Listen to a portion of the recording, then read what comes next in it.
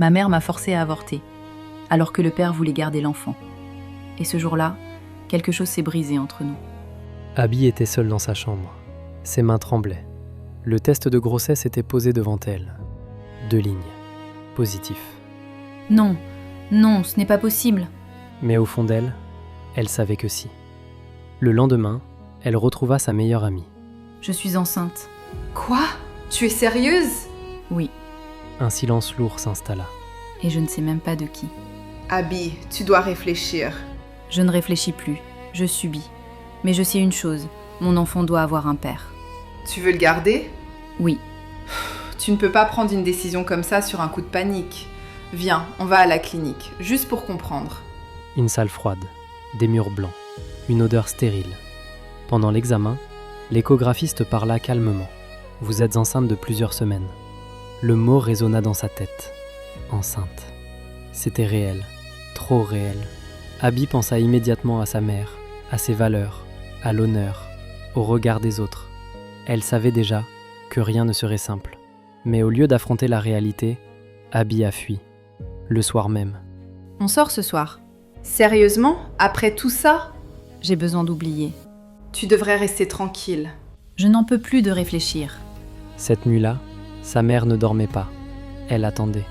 Quand la porte s'ouvrit enfin, Tu crois que je dors quand ma fille traîne dehors à cette heure-là?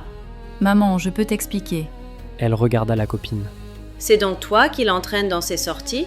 Au même moment, le téléphone vibra. Quand je te parle, tu écoutes. Donne-moi ce téléphone. Non, maman, attends. Trop tard. Un message s'afficha. Rendez-vous, échographie, reste à payer. 80 francs. Le silence tomba. Un silence glacial. Quelle échographie? Quelle clinique? Abby ne répondit pas. Sa mère leva lentement les yeux. Tu es enceinte? Réponds-moi! Oui. Tout explosa. Tu as sali notre nom. Maman, je n'ai pas fait exprès. Une fille respectable ne fait pas ça. Tu aurais dû penser aux conséquences avant d'agir. Qu'est-ce que les gens vont dire? Puis soudain, elle se tourna vers la copine. C'est à cause de toi? Non, madame, je suis là parce qu'elle avait besoin d'aide, alors. Tais-toi! Ce sont les mauvaises fréquentations comme toi qui détruisent les filles. Arrête, maman, ce n'est pas sa faute. Tu te tais! Un homme se tenait à la porte. Bonjour, je cherche Abby. Qui êtes-vous? Je m'appelle Jérôme. Je crois être le père. Le monde sembla s'arrêter.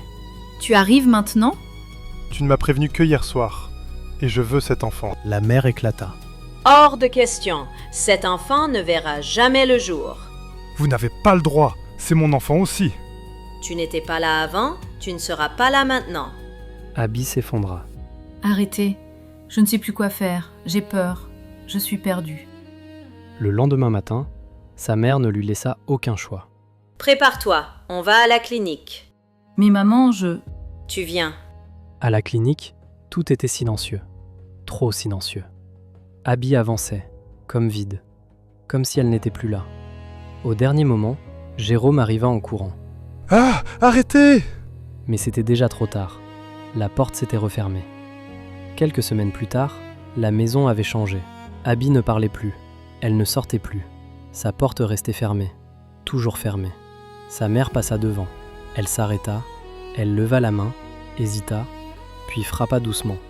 Abby, j'ai fait ça pour ton bien. Tu comprendras plus tard. Sa mère resta là, quelques secondes. Puis elle baissa la tête et s'éloigna lentement. Mais certaines décisions ne se comprennent jamais.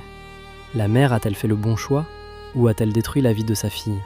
Et toi, dis-moi en commentaire ce que tu en penses. Est-ce que tu aurais fait le même choix? Si cette histoire t'a touché, abonne-toi maintenant, active la cloche et laisse un like. Parce qu'ici, on raconte des histoires qui marquent et qui font réfléchir. À bientôt!